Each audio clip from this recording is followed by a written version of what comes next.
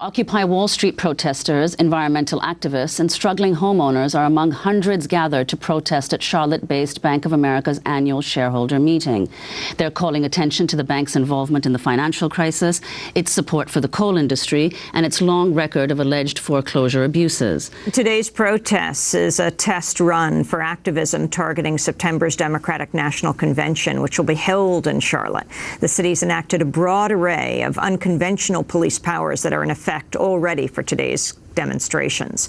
Police will be authorized to stop and search anyone carrying a backpack, purse, or briefcase with the intent to conceal anything on a long list of prohibited items, ranging from weapons to markers to bicycle helmets. The new police powers were authorized by a city council ordinance earlier this year that also banned camping in Charlotte, effectively raising the Occupy Charlotte community. This protest is bringing together organizations from about over 30 cities throughout the country.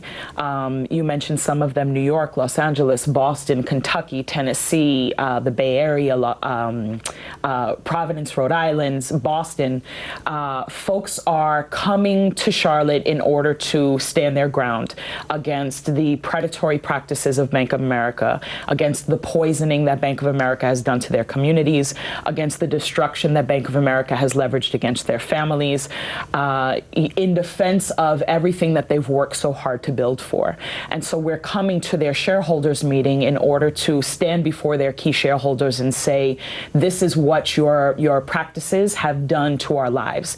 And we are entering into this space now to become decision makers and ensure that this is something that stops. Why At the same Bank time, of America we're going to have 1,000. Rochelle?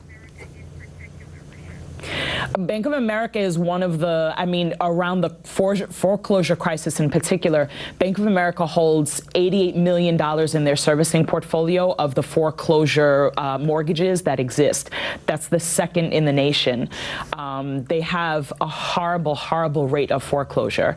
At the same time, they received $230 in tax bailouts, paid no taxes in 2009, got $1 billion tax rebate in 2010, and are systematically putting people out of their homes.